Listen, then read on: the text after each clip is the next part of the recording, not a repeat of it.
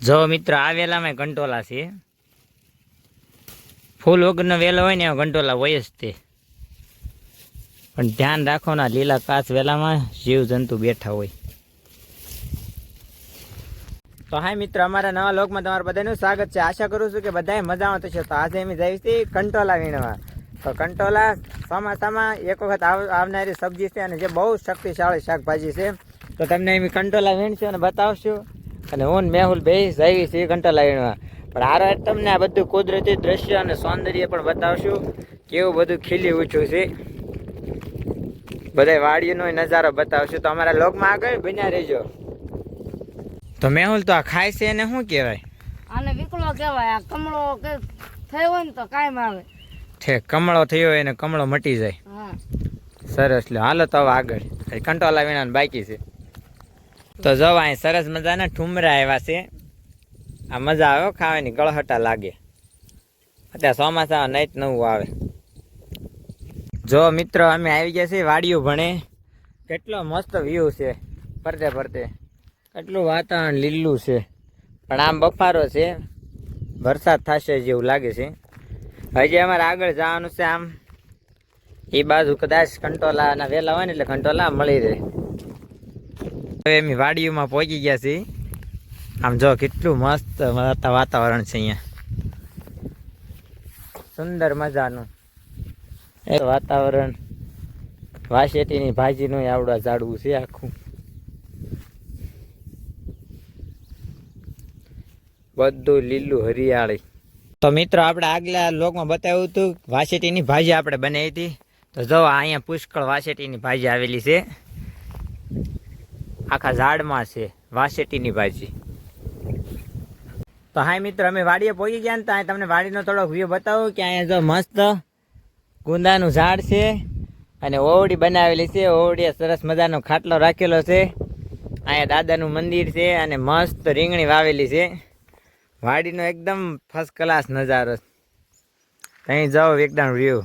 આનંદ જ થાય કે આપણે વાડીએ ને વાડીએ થોડોક ટાઈમ રહી જવી. બહુ મસ્ત વાતાવરણ વાડીનું. અને વાડીએ જો કૂવામાં પાણી જાય છે અને કૂવો ઉપર સુધી ભરેલો છે. અહીં કોકરોચ બેઠા કેટલા બધા. અને આગળ તમને વાડી બતાવું અને એમાં આમ કંટોલાના વેલા ગોતવી. તો મિત્રો, તમને એક વેલો દેખાડું ને. જા નકરા ફૂલ આવ્યા ને એ વેલામાં એક કંટોલું ન આવે. જે વેલામાં ઓછા ફૂલ હોય ને એમાં જ કંટોલું હોય. એટલે આમાં ખોટું ગોતવાનું નહીં, કારણ કે આમ તો જીવડા બેઠા હોય. હવે આગળ જઈ વાલે ને ઝટકો હશે. જો આ ફૂલ વગરનો વેલો છે ને એમાં કંટોલા હશે. જો આમાં એક આંટો મારવી આપણે. તો મિત્રો, આમાં કંટોલા છે એવો ઘણા બધા છે, તમને દેખાડું. જો કંટોલાનો વેલો છે ને ફૂલ વગરનો છે, એટલે આમાં કંટોલા બેઠા છે. આવતા આવે ઘણા કંટોલા ઝીણા ઝીણા બેઠા છે. જો અહીંયા સોટ્યા કેમેરામેન ફોકસ કરીએ તો હે ને. એટલે આ ફૂલ વગરનો વેલો હોય ને એમાં કંટોલા હોય જ તે. ફોળી ગોતવાના અને ધ્યાન રાખવાનું કે જીવ જંતુ હાથમાં ન આવી જાય. તો આ વેલામાં જો એટલા કંટોલા ચડ્યા છે. હજી ઘણા વેલા ખોલશે એટલે ઘણા જડી જાય. હાલો જો મિત્રો, આ વેલામાં કંટોલા છે. ફૂલ વગરનો વેલો હોય ને એમાં કંટોલા હોય જ તે. પણ ધ્યાન રાખો ના લીલા કાચ વેલામાં જીવ જંતુ બેઠા હોય. તો જો મિત્ર, અહીં મસ્ત કાંઈક ઝાડ ઉગ્યા છે, નકરા ફૂલ આવ્યા. આને હું કહેવાય ને કોમેન્ટ બોક્સમાં લખજો.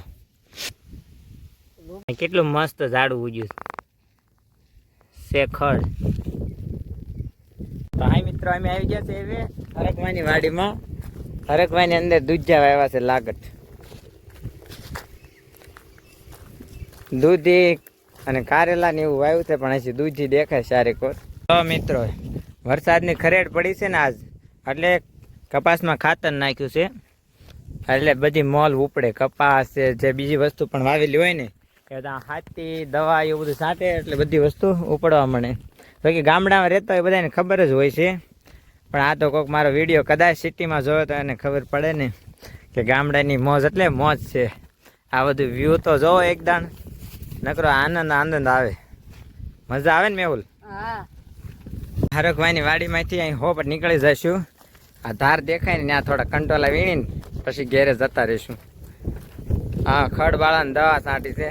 તો જો મિત્રો આના વ્યૂ એક તાણ તમે જો કેટલું મસ્ત લાગે, લીલું, ઉપર વરસાદ અંધારેલો છે. હવે આ ધારમાં થોડા કંટોલા વીણીને પછી ઘેરે, પછી સાંજે પાછો બીજો લોક જોજો બધાય. કંટોલાની રેસીપી બનાવવાના છે એવી, તો કઈ રીતે કંટોલાનું શાક બનાવી ને એ જોજો. હવે અહીંયા થોડા કંટોલા વીણી લેવી. વાડમાં સરસ રીતે વીણાની રીતે ઉગ્યા છે.